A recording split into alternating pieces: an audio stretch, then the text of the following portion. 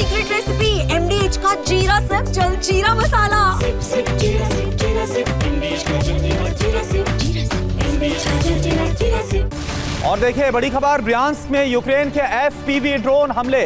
रूस की artillery post पर हमला किया। रूस की होवित्जर गन हमले में तबाह हो गई है। तस्वीरें भी हम आपको दिखाते हैं। जो तस्वीर सामने आई है, ये देखिए आप, तस्वीर आपके सामने।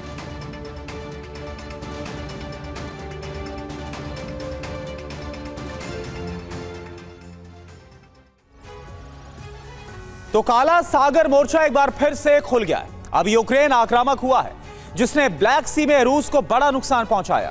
दरअसल यूक्रेन लगातार हमला इसलिए कर रहा है, अगर रूस डोनबास छीन लेता है तो क्रीमिया पर कब्जा करके यूक्रेन हिसाब बराबर कर सकता है। हालांकि काला सागर में युद्ध की कई और वजह भी है। यूक्रेन हर कीमत पर काला सागर से रूस का वर्चस्व खत्म कर देना चाहता है और इसके लिए यूरोपीय देश यूक्रेन की मदद कर रहे हैं, जबकि रूस ने भी यूक्रेनी पोर्ट ओडेसा पर कब्जा करने के लिए स्पेशल ऑपरेशन शुरू कर दिया है। देखिए आप। जिस काला सागर से रूस यूक्रेन युद्ध की शुरुआत हुई थी, वो काला सागर फिर से धधक उठा है।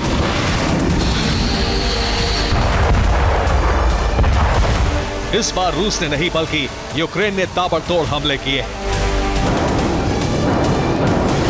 काला सागर में रूसी बेस सेवेस्तोपोल, निगरानी कर रही पेट्रोलिंग बोट, सुरक्षा के लिए तैनात वॉरशिप, 3 टारगेट पर हमले किए गए। और इन हमलों के ब्लूप्रिंट ब्रिटेन और फ्रांस ने मिलकर बनाया है, जिससे रूस को बड़ा नुकसान पहुंचाया जा सके। कहा तो यह भी जा रहा है कि इन हमलों के लिए मिसाइल और गोला बारूद ब्रिटेन से आया था।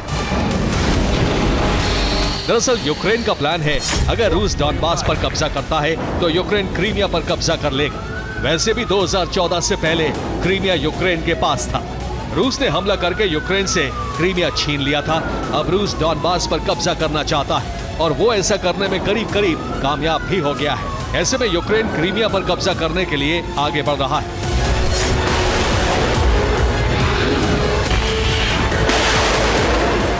यही वजह है कि लंबे समय से शांत पड़ा काला सागर धधक उठा है और इस बार उसने सी ड्रोन के साथ तुर्की से मिला TB2 ड्रोन बायरक्टार उतारा है। बायरक्टार ड्रोन ने रूसी बोट पर हमला करके उसे डुबो दिया। हमला इतना जबरदस्त था कि बोट पर मौजूद सैनिक भी मारे गए और बोट तेज विस्फोट से पूरी तरह तबाह हो गई।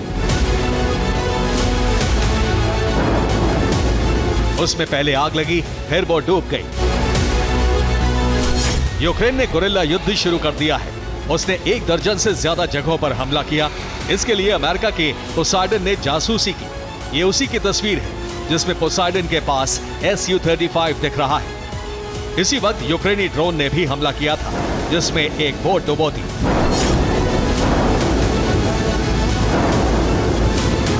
अब तस्वीर साफ हो चुकी है कि अमेरिका भी यूक्रेन की मदद में जुटा है, जबकि ब्रिटेन और फ्रांस पहले से ही हमले का प्लान बना रहे हैं। यानी अब काला सागर फ्रंट का धधकना बता रहा है कि काला सागर में युद्ध का एपिसेंटर बन चुका है। काला सागर में रूस पर हमला करके यूक्रेन ने अपने मंसूबे जाहिर कर दिए। दरअसल यूक्रेन ने हमले का पैटर्न बदला है और इसके लिए ब्रिटेन ने ब्लूप्रिंट बनाया। यूक्रेन ने काला सागर में पेट्रोलिंग कर रही बोट्स को निशाना बनाया। करीब 3 रूसी बोट क्रीमिया के सेवेस्तोपोल बेस से खैरसॉ पोर्ट जा रही थी और इसकी दूरी 277 किलोमीटर है। इस दौरान रूसी बोट पर सी ड्रोन से हमला किया गया। सभी ड्रोन को रूसी सैनिकों ने मार गिराया और इसके तुरंत बाद ओडेसा से उड़े TB2 बायरक्टार ड्रोन ने हमला किया। 3 ड्रोन्स में से एक ने रूसी बोट को तबाह कर दिया और जिससे बोट में आग लग गई और वो डूब गई। देखिए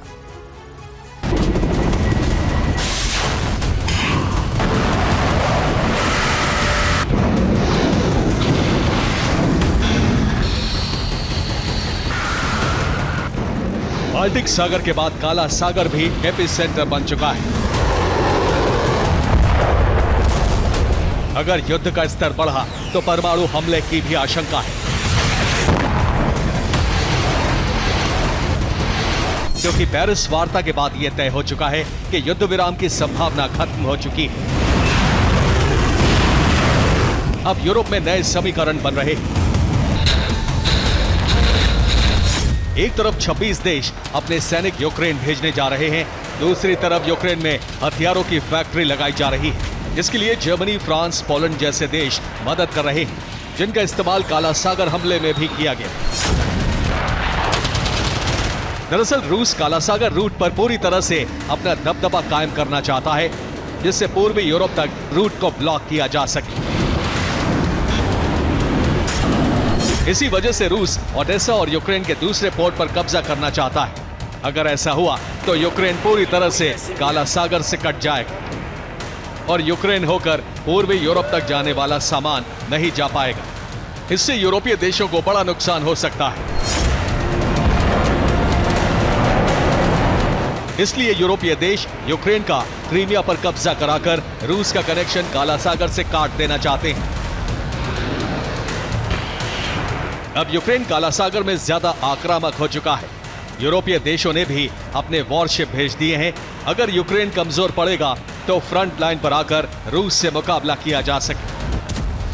रूस ने बदला लेने के लिए ओडेसा को टारगेट किया, जहां पर 3 चरणों में हमले किए गए। पहले चरण में ड्रोन अटैक किया गया, क्रीमिया से ड्रोन दागे गए और इस बार हमले के लिए रूस ने लासेन ड्रोन का इस्तेमाल किया। सेकेंड फेज में मिसाइल अटैक किया गया, काला सागर में वॉरशिप से मिसाइलें दागी गई। ओडेसा पोर्ट के ठीक पास से हमला किया गया। हमले के लिए जिरकॉन मिसाइल का इस्तेमाल किया गया। तीसरे चरण में ओडेसा में रूस ने ग्राउंड ऑपरेशन शुरू किया और इसके लिए वॉरशिप और बोट से सैनिकों को ओडेसा पोर्ट पर उतारा गया, जहां पर उन्होंने कमांड सेंटर पर कब्जा कर लिया और हथियार गोदाम वहां पर जला दिया गया। आप देखिए, रूस के ऑपरेशन ओडेसा के जवाब में यूक्रेन ने ऑपरेशन क्रीमिया आरंभ कर दिया है।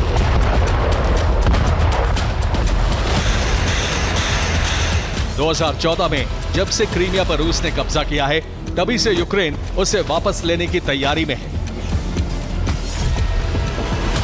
यही वजह है अब ज़ेलेंस्की के लिए नेटो ने फाइनल प्लान बनाया है।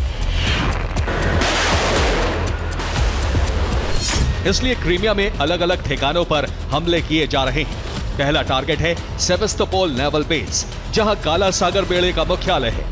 यहां पर रूस ने कई युद्धपोत, सबमरीन और एयर डिफेंस सिस्टम तैनात किए हैं। दूसरा टारगेट है बेल्बेक एयरबेस।